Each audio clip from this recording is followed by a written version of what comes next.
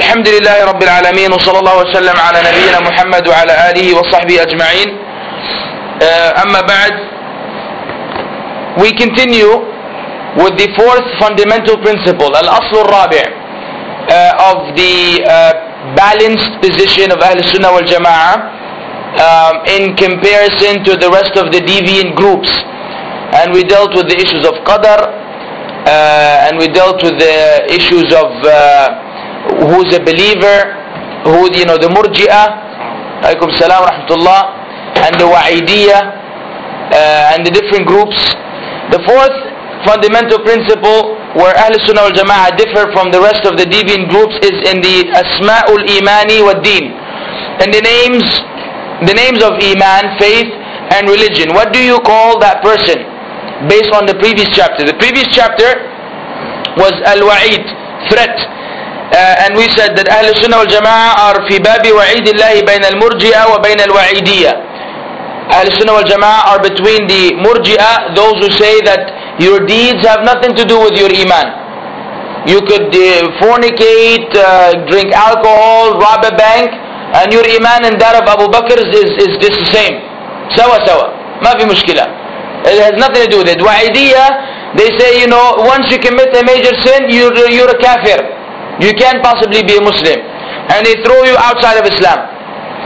Now these are the two extreme groups. We are in between. Now concerning this chapter, what are the names? That these people say you're going to Jahannam eternally, like the Wa'idiyyah. But do they call you a Muslim, or do they call you a kafir, or what is the religion that they attribute to you? This chapter will address this issue. قال المؤلف رحمه الله: وفي باب أسماء الإيمان والدين بين الحرورية والمعتزلة وبين المرجئة والجهمية أو الجهمية. In the chapter, or in the chapter of the names of Iman and religion, Ahl Sunnah wal Jama'ah are between the Hururites, right, according to our principle, and the Mu'tazilites on one hand. On the other hand, they are between Al-Murji'ah and Al-Jahmiyah. What does that mean? The Shaykh says في الشرح: هذا في باب الأسماء والدين وهو غير باب الأحكام الذي هو الوعد والوعيد. This is in terms of what we call them, what is the title we give to this person, and what is the religion that we also attribute to him. This is unlike the chapter on the actual concept of the threat and the hope, which we had discussed earlier. If you didn't come last time, you're probably saying, what is he talking about? But Allah musta'an. ففاعل الكبيرة ماذا نسميه؟ أمؤمن أم كافر؟ طيب, they're saying, the Wa'idiyyah, if you commit a major sin, you're going to Jahannam eternally. Fair enough? طيب. Now the question arises, what do we call you? Do we call this person a believer who's going to Jahannam eternally, or do we give him the title of a kafir, a disbeliever who's going to Jahannam eternally? What is the name that they give him? Because again, this is someone who's saying Ashhadu an la ilaha illallah wa ashhadu anna Muhammadan Rasulullah, and if you were to ask him, what's your religion, he will say, I'm a Muslim. He's drinking wine, but he's still a Muslim. Now they're saying because of his drinking of wine, he's going to Jahannam eternally. But what do you call him though in the dunya now? Fine, according to your deviant understanding, he's going to Jahannam eternally. But what do we call him today? Do you consider him a Muslim, or you consider him something else? And do you consider him a believer or a disbeliever? That's important, because they may say he's a believer, but because he's drinking wine he's going to Jahannam forever. Or they may say because he's drinking wine he's no longer a believer. So let us find out what they say. وأهل السنة وسط فيه بين طائفتين الحرورية والمعتزلة من وجه والمرجئة والجهمية من وجه. أهل السنة والجماعة are in between, as we mentioned earlier. So let us divide them. فالحرورية والمعتزلة أخرجوه من الإيمان. The Hururiyya and the Mu'tazilites, they extracted the concept of faith from him. They deprived him of Iman. They said he's not.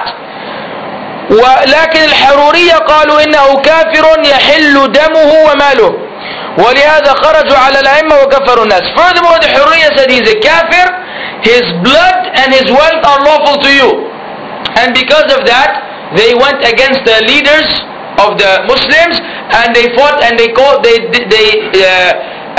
described the masses of Muslims as kuffar. Anyone who committed a major sin, not only they called him a kafir, but they said he's a kafir whose blood and wealth is lawful. Go kill him. Go kill him and take his stuff. ما في مشكلة. And they did that in the name of Islam. وأما المرجئة الجهمية فخالفوا هؤلاء. On the other hand, the other crazy people, the Murji'ah and the Jahmiyyah, وقالوا هو مؤمن كامل الإيمان. They said this guy, this person who's drinking wine, fornicating, adultery, the whole 9 yards, he said he's a believer, full in faith. Full in faith. يسرق ويزني ويشرب الخمر ويقتل الناس ويقطع الطريق. He steals, he fornicates, he drinks wine, intoxicants, he kills people, he robs, highway robbery, نقول له أنت مؤمن كامل الإيمان. We say to him, you're a believer full in iman. Your iman is on F. Like the gas gauge in your car. Usually you have F and E. They say to him, you're full, man. Man, you have no problem. No problem. Of course, I have delivered a lecture on this issue, on the issue of the concept of iman according to Ahl-Sunnah wal Jama'ah, titled Running on Empty. And it has to do actually with the gas gauge. So you can get it on DVD and actually learn what Ahl-Sunnah wal Jama'ah believe in terms of our iman, how it increases, decreases, how to increase our iman, how to avoid decreasing, and all that is explained in a lecture available on DVD for your convenience. كرجل فعل الواجبات والمستحبات وتجنب المحرمات. So we say to him, you are perfect in iman, just like a man who does everything that is obligatory and recommended, and he avoids everything that is haram. You and him are the same. There's no difference between you.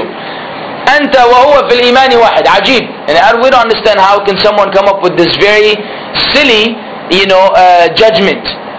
Someone who's obeying Allah day and night and doing all the obligations, avoiding all the prohibitions, and someone who's doing exactly the opposite, we say your iman and his are identical. There's no difference between them. عجيب عجيب. فهؤلاء وأولئك على الضد في الاسم وفي الحكم. So they are in opposition in terms of the title they give that person and the ruling on him. One say you're a mu'min كامل الإيمان. The other one said you're a kafir. You're a kafir. And all this because of sins, not acts of disbelief. One of them say you do all these haram and you are a believer perfect in faith. And the other one said you do one major sin, even one, you're a kafir going to Jahannam eternally. عجيب. وأما المعتزلة, what about the Mu'tazilites? فقالوا فاعل الكبيرة خرج من الإيمان ولم يدخل في الكفر. These people are confused. Actually, they are the closest things to agnostics. You know what an agnostic is? Let us deal with some da'wah terminology. Since all of you are du'at, supposed to be doing du'at, you are du'at, to Islam. I'm assuming all of you propagate Islam. I hope so. So what is an agnostic? And what's the difference between, what is an agnostic first, and then we will get the second comparison. You better know this stuff, man. Yes? I'm waiting. Someone who doesn't care about or think about God. No. Just like post-trib? No. You're close, but no. Now what is an atheist? No, there's a difference though. An agnostic person and an atheist are not the same. Now what is an atheist? We'll deal with agnostic second. Yes? He claims there is no God. Okay. An atheist is someone who confirms and affirms and swears that he has firm belief that there's no God. There's no creator. An agnostic is someone who's not sure. He doesn't say there's no God because he sees things that couldn't have come without a God, but he doesn't go to the extent that says that there's a God. So as they say, he's a lazy atheist. Really, that's what he is. And yes, he doesn't care enough to to investigate. Otherwise, he would come to a conclusion. I mean, if you really weren't sure whether there was a God or not, and you spent only one day, investigating, you will come up, with the result that there's a God. So that's an agnostic. someone who's not sure whether there's a God or not. He doesn't deny, like the atheist, who's clear, upfront, no God. And he's not a believer, like even a believer in the existence of God, even though he's a kafir in Islam. Right? Like a Hindu may say there's a God, but he's not a Muslim, he's not a believer in that sense. He just believes in the existence of a greater being, of a supreme, super controller of the earth. So an agnostic is someone who's in between. The Mu'tazila have a very similar approach. They have a very similar approach to the agnostic. They said the one who does major sins, the one who does a major sin, he is not a believer. We do not consider him a believer, but he did not enter disbelief either. فهو في منزلة بين المنزلتين. في منزلة بين منزلتين. He is in a station between two stations. Right? So there's a station of belief, there's a station of disbelief, and the Mu'tazila say, well, we cannot say he's a believer because he committed a major sin. He's no longer a believer.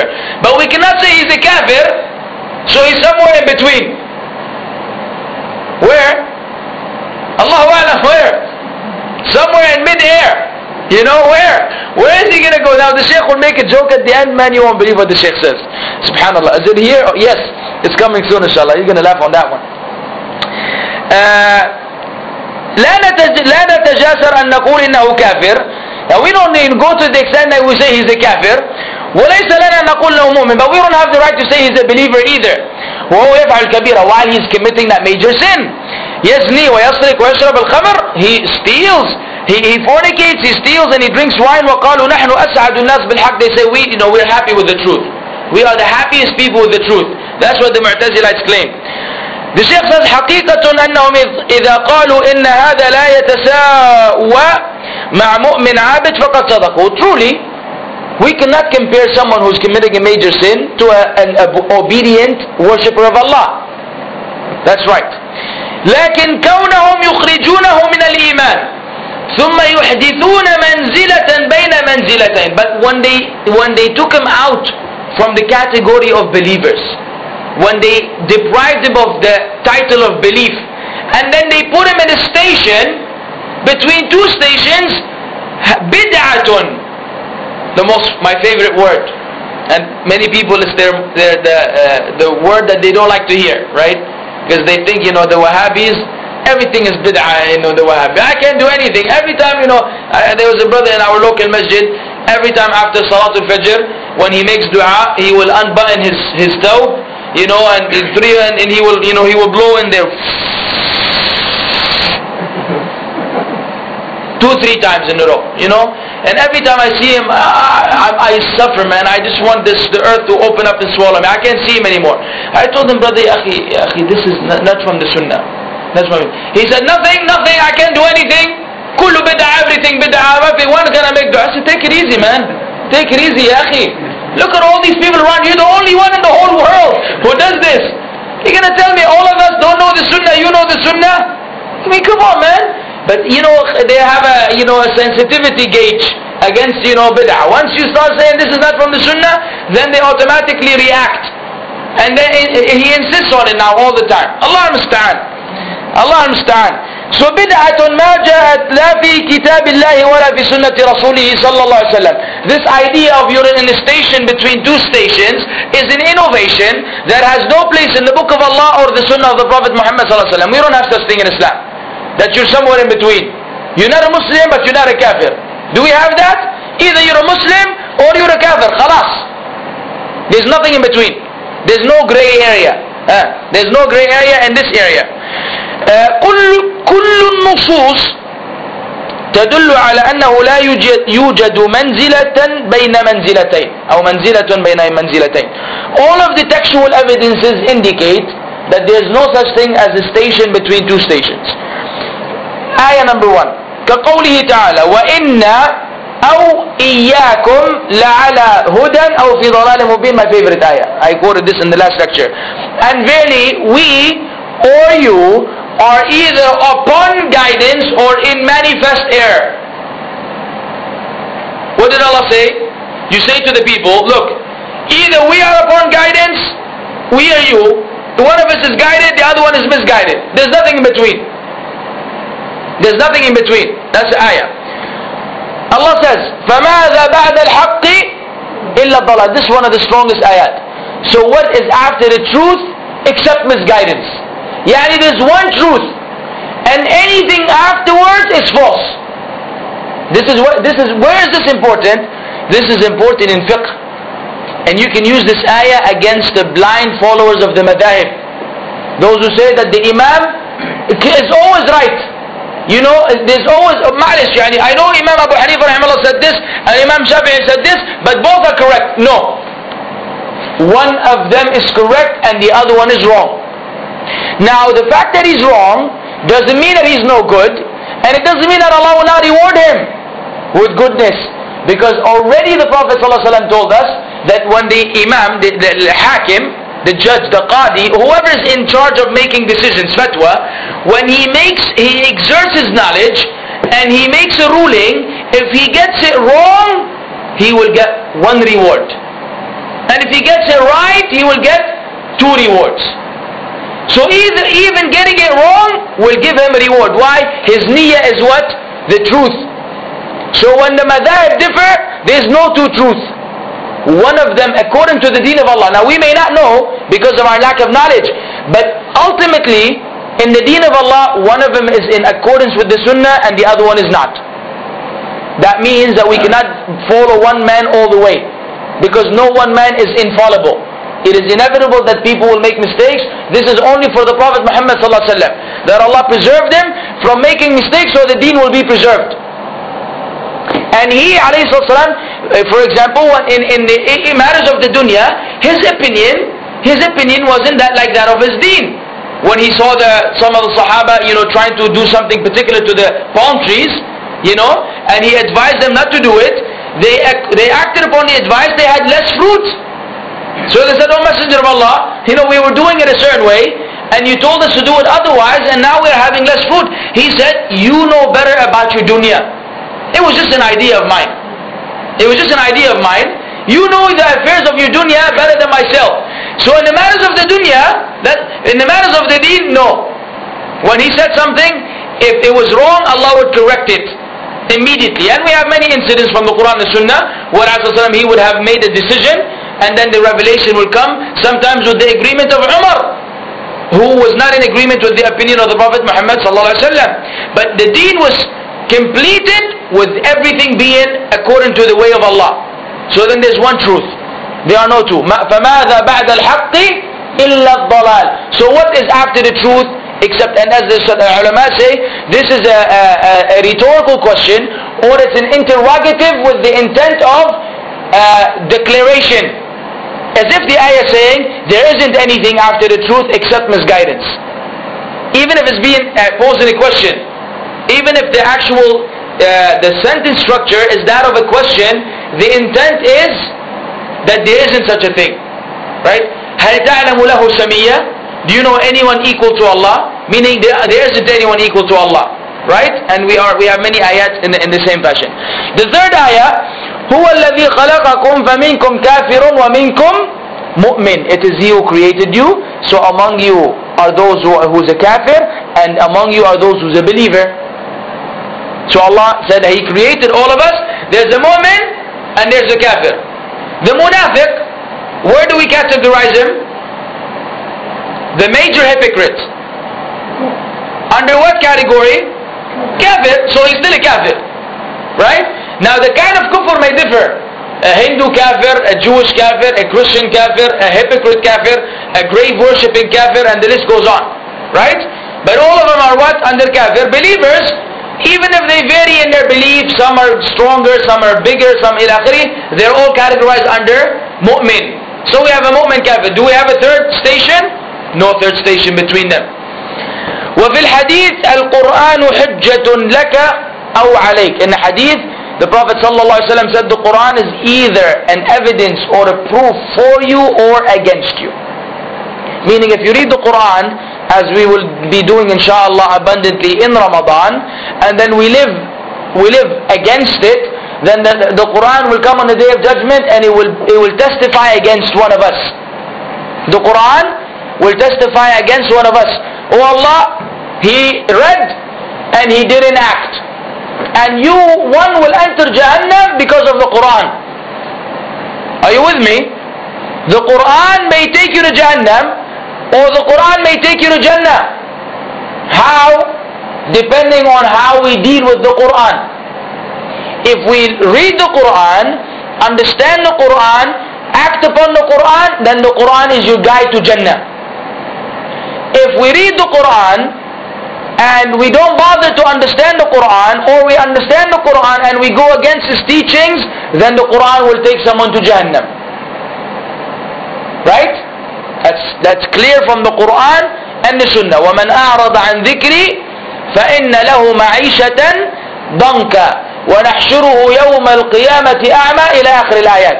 Whoever turns away from the dhikr, the Quran of Allah, then really he shall lead a miserable life, and we will resurrect him on the day of judgment blind. And the end of the ayat mentioned that he will be وَكَذَلِكَ نَزِّي مَنْ أَشْرَفْ إلى آخر الآيات. This is the punishment of the one who doesn't believe in Allah. He will go to Jahannam. So the idea then is very important. The Quran is not a book of recitation only. It's a book of implementation. Right? كتاب أنزلناه إليك مبارك ليدبروا آياته وليتذكر أولو الألباب. A book we have sent down upon you, to the Prophet Muhammad ﷺ, blessed. Why? ليدبروا آياته, so they may reflect and ponder upon its ayat, its miraculous signs. وليتذكر أولو الألباب, and those who have a brain will remember. Which means that if we read the Quran and we don't act upon it, we don't have a brain. We don't have a brain. We could solve mathematical equations and we could steal money pretty good from our boss at work, but that's not intelligence, that's stupidity. Intelligence is very basic. You obey Allah and His Messenger, you're the smartest guy on earth. Trust me. Even if your IQ is 0. If you obey Allah and His Messenger, you are the smartest person ever. If you don't, inshallah you can be whoever you are.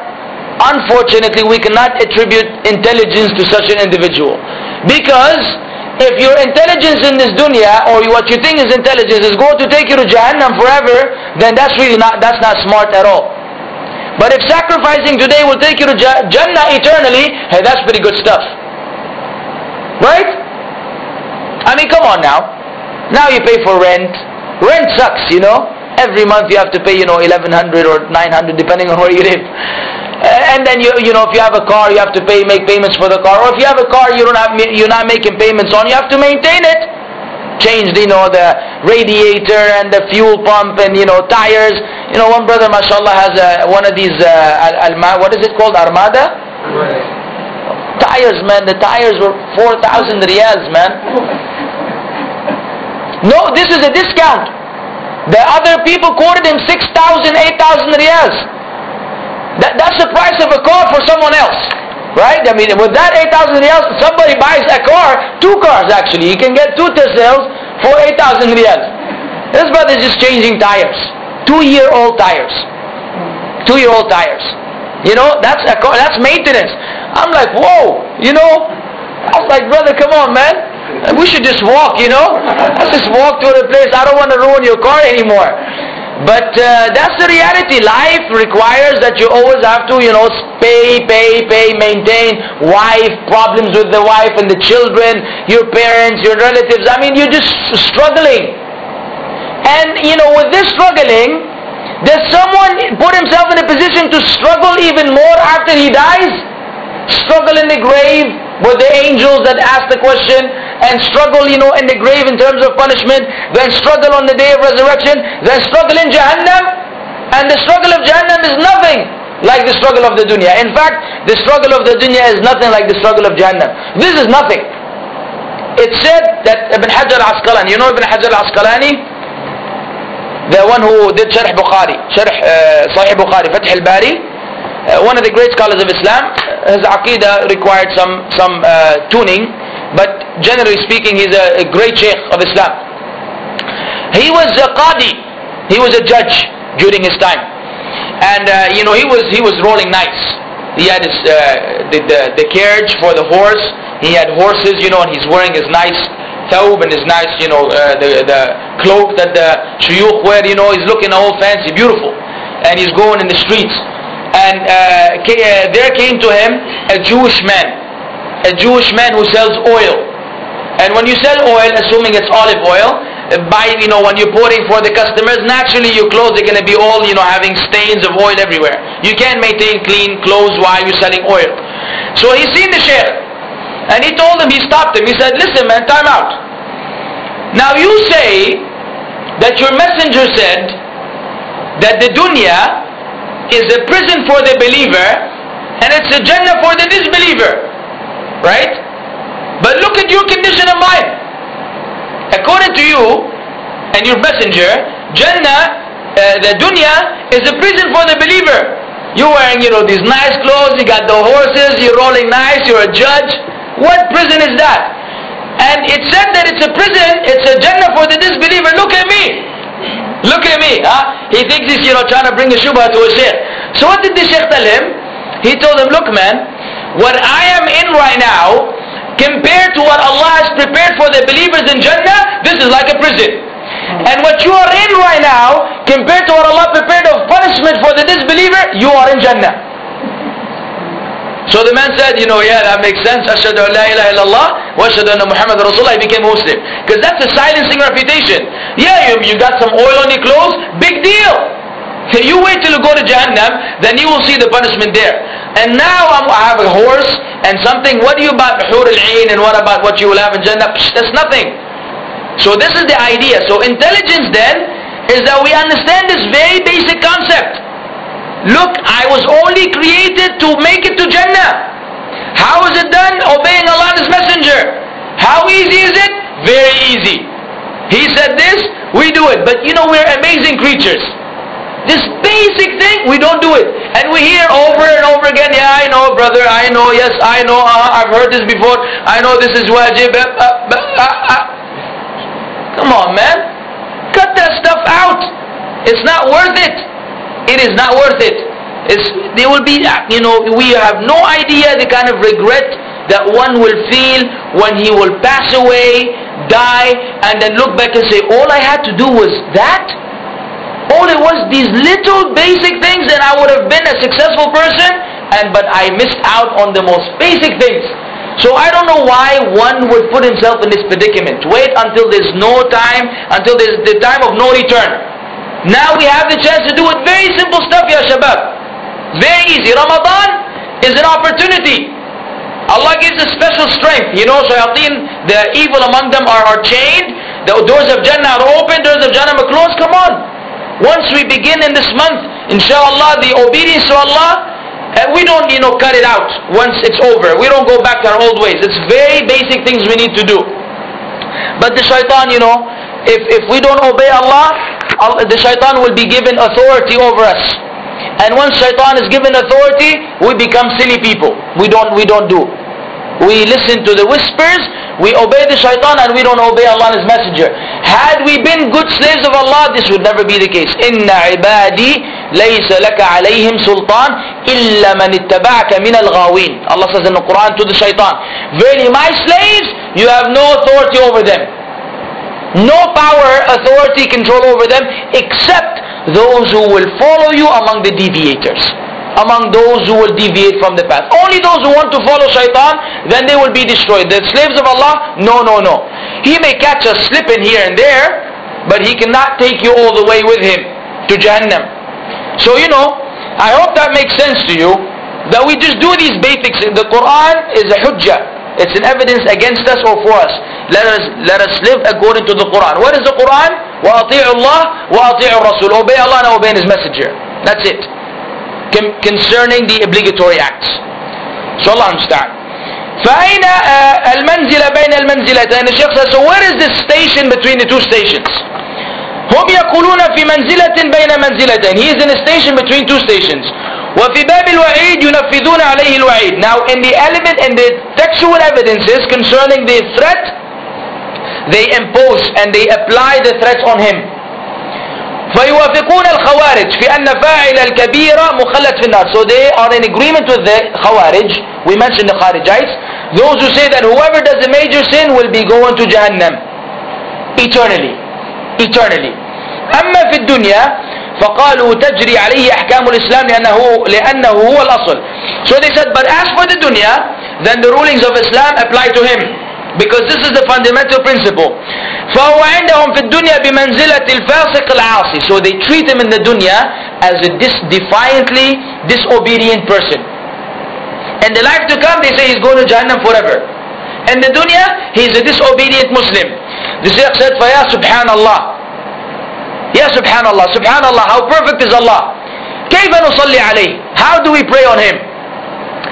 You see, now look, these crazy people, they're saying, look, this guy drinking wine, okay? In the dunya, we will call him an evil Muslim. He's an evil Muslim. If a Muslim dies, do you pray janazah or you don't? You pray janazah. Now they say he's an evil Muslim in the life, but because he's drinking wine, when he dies, he will go to Jahannam eternally. Capish? You understand? They're saying in the dunya, we consider him an evil, defiantly disobedient Muslim. But in the life to come, he's going to Jahannam eternally. So the Shaykh said, Ya akhi, how would we pray janazah for him? وَنَقُولُ اللَّهُمَّ اغْفِرْ لَهُ. How are we going to say in the salah, oh Allah forgive him, when he's going to go to Jahannam eternally? It doesn't make any sense. See how crazy these people are? They're saying in the dunya we treat him as a Muslim, an evil Muslim, but in the life to come he's never going to go out of Jahannam. So then what are you going to do in janazah? Allahumma aghfir lahu, what? Allah forgive him, and if he's never going to go out of Jahannam, what forgiveness is he going to receive? وَهُوَ مُخَلَّدٌ فِي النَّارِ. يعني it makes no sense. فيجب عليهم أن يقولوا في أحكام الدنيا إنه يتوقف فيه. They should also do that according to their deviant foundation. If they were ready to apply it, they should say even in the dunya we should stop. We really should not call him a Muslim.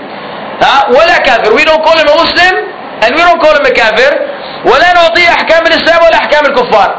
According to their principle of the life to come, they should apply it in the dunya, which means I don't say he's a Muslim, I don't say he's a kafir.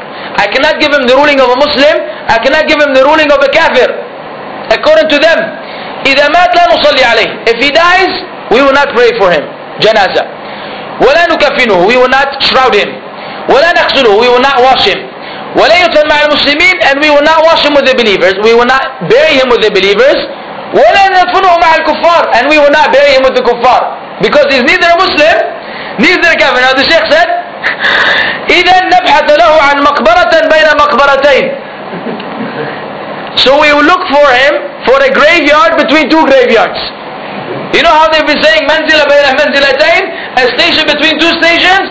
Then according to you also you should find a graveyard between two graveyards.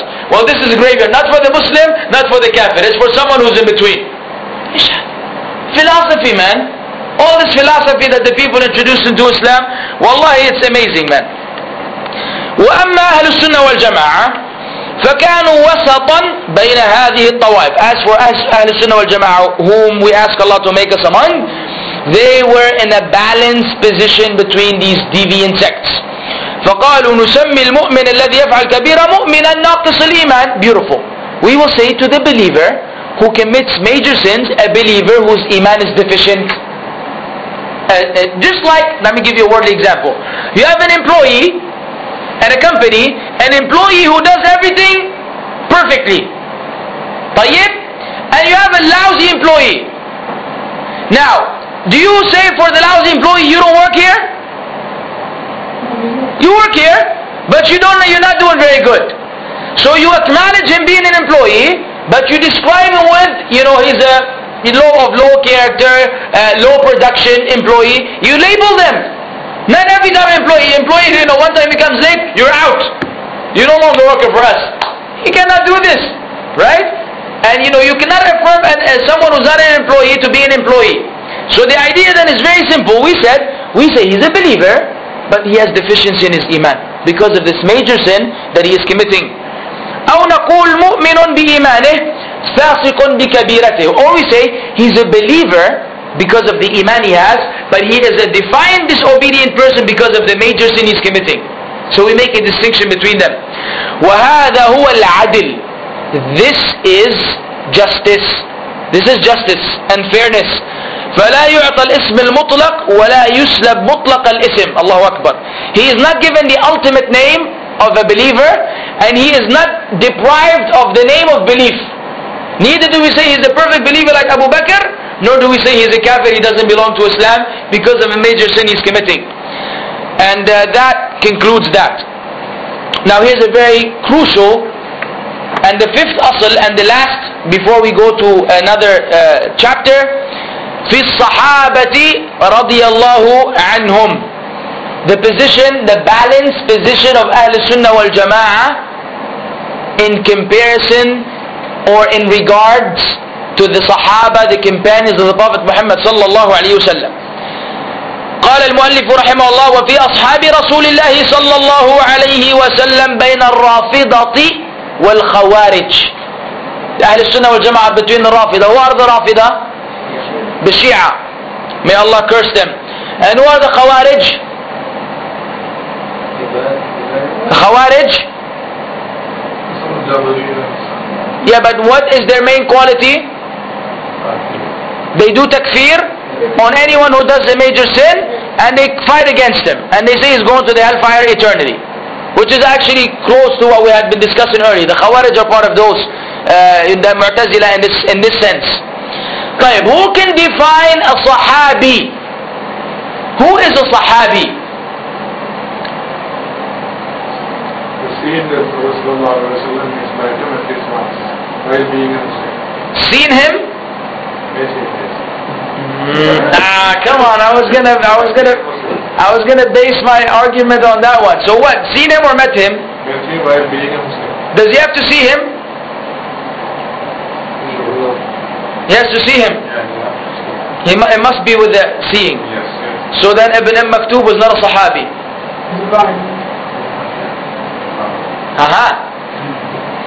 We had blind Sahaba. So as the ulama say, whoever met him, he could be blind. He could be blind and sit with him, alayhi salatu salam. He's still a Sahabi. He doesn't have to see him. He may have weak vision, whatever the situation may be. Once he met with the Prophet sallam, even once, and he died as a believer.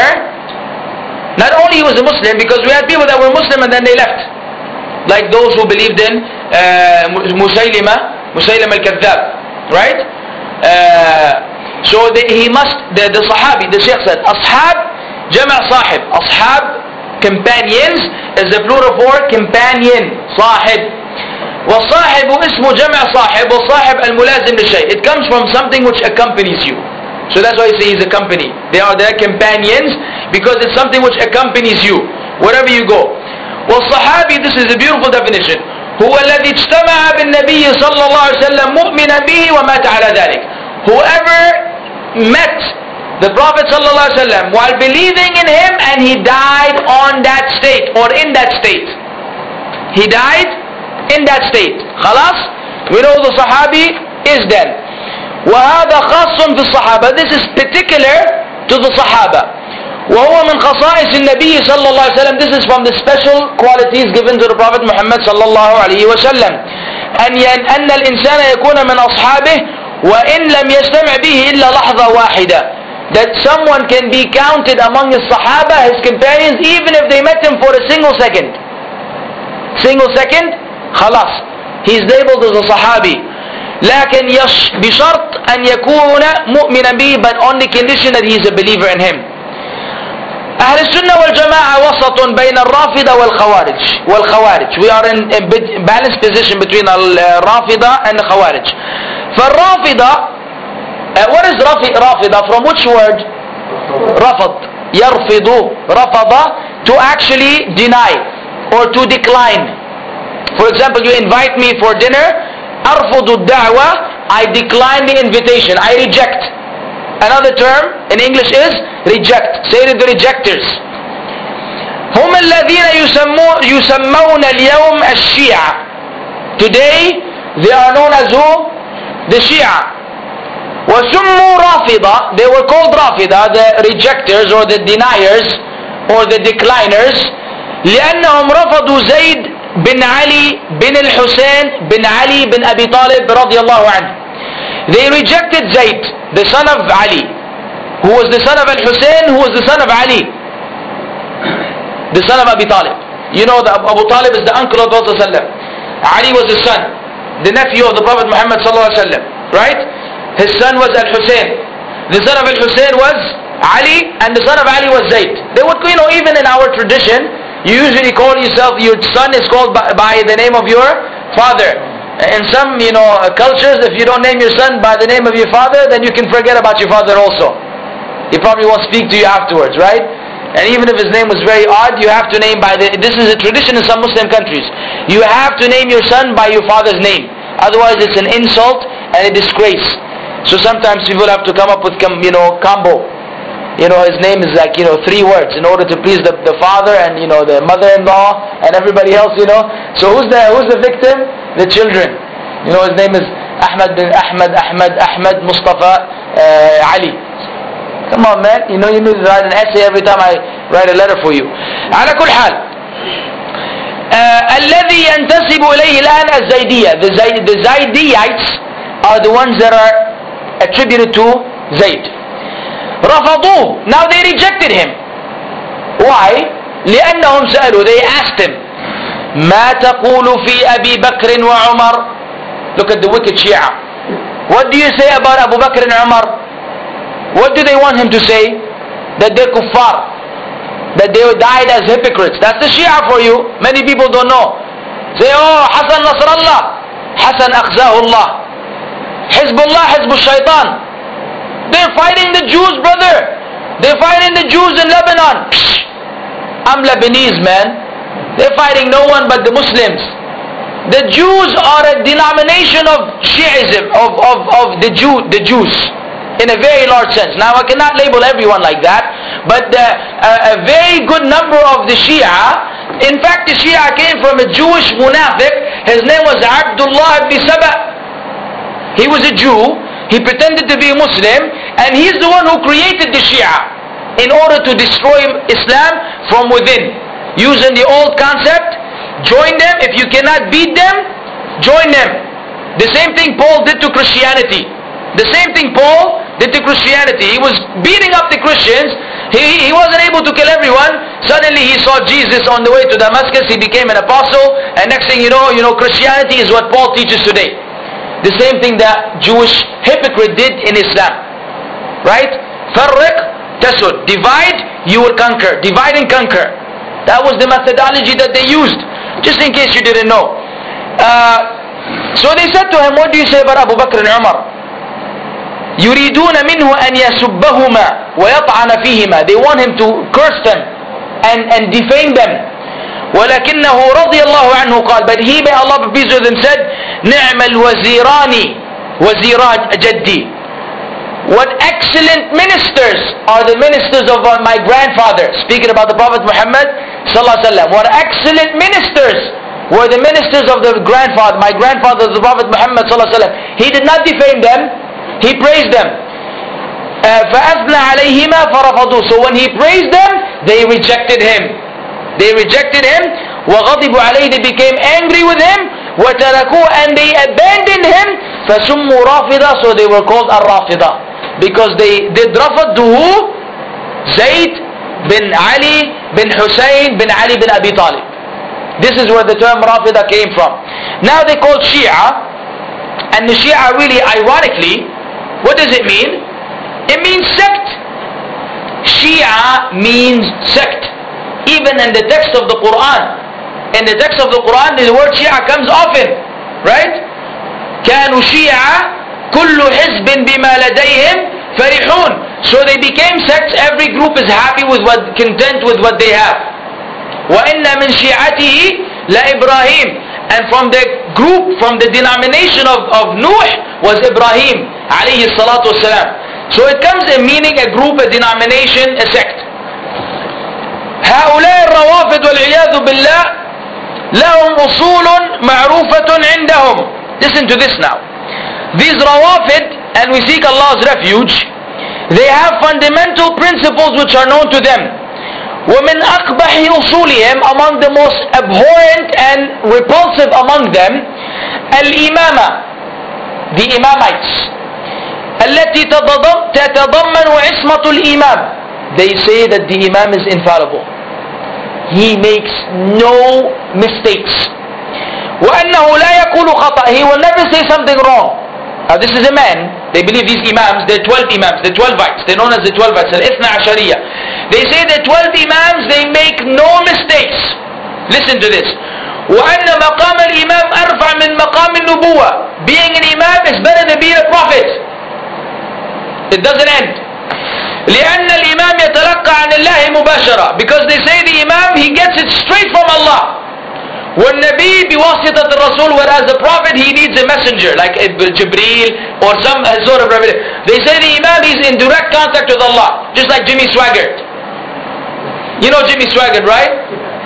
That foolish, silly, low life, crazy individual, who told Ahmad Deedat rahimahullah in one of the debates, God spoke to me and he told me,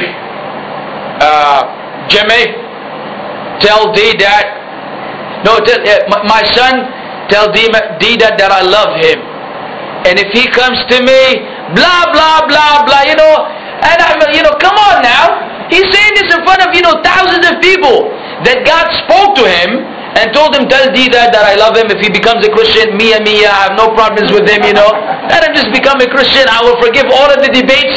All the debates he had before, ma fi mushkila. Just become a Christian. That's Jimmy Swaggart for you, right? He's in direct contact with God. So when Ahmad Deedat wanted to make fun of him, and he made fun of him many times, because he was caught with a prostitute not that long afterwards, right? The so-called, godly, religious man, he was caught with a prostitute twice, and his career was put to an end. But Jimmy Swaggart, Ahmad Deedat rahimahullah, when he made fun of him, he said, look, even when you read the Bible, and even in the Bible when God addressed his prophets and messengers, he never called any one of them son. But Jimmy Swaggart is so special, he's even before them. God told him, my son. His own son Jesus, which they claim is the son of God, there's no verse where God said to Jesus, my son. But to Jimmy Swaggart, he gave him that privilege and that title. So they say these Imams, they get their revelation straight from Allah. Straight from Allah. ولا يخطئ الإمام عنده أبدا. He never makes a mistake. بل غلاتهم يدعون أن الإمام يخلق. But the extreme among them claim that their Imam creates. ويقول لشيء كن فيكون. He says to something be, and it is. It's kufr, man. And that Shaykh didn't mention, let me add some things. They claim that Jibreel made a mistake. He was supposed to come to Ali to give him revelation, but he went instead to the Prophet Muhammad ﷺ for 23 years. He gave revelation to the wrong man. Allah did not make any corrections. They say that Imams were born from the thighs of their mothers, because they wouldn't come from an impure place, right? They didn't come from the usual place. They're so pure, they came out from the thighs of their mothers, right? Special delivery, I don't know how, they just, oh wow, look, there's a baby right here from the thigh.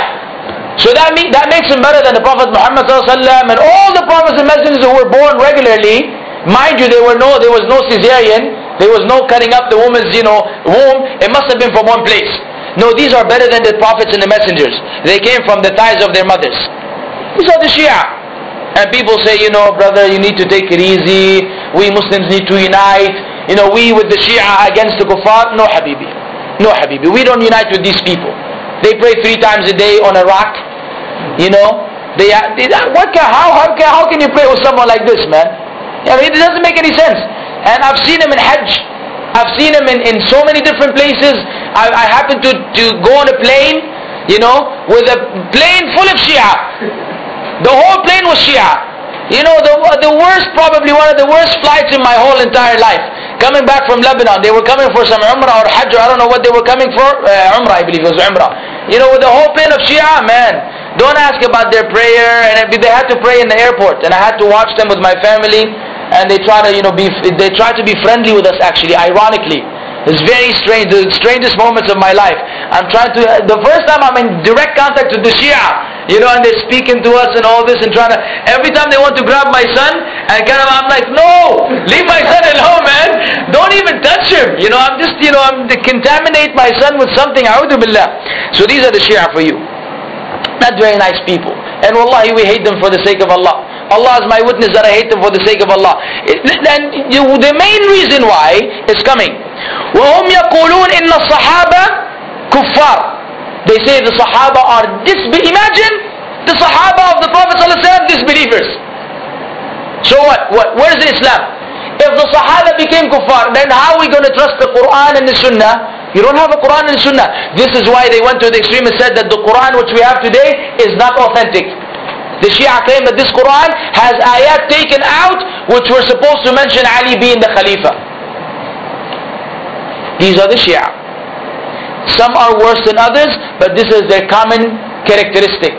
So if you ever liked them before, I suggest you start changing your mind beginning today, inshallah.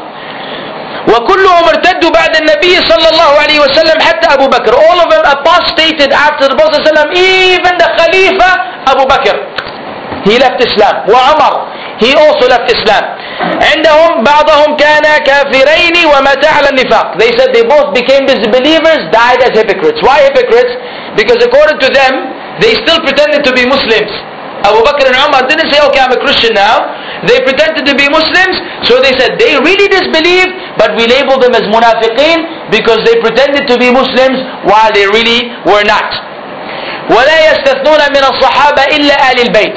They make no exception to the Sahaba. Abu Hurairah, Umar ibn Umar, Mu'adh ibn Jabal, Anas ibn Malik, all of these are kuffar to them, except the household, the members of the household of the Prophet Muhammad sallallahu alaihi wasallam.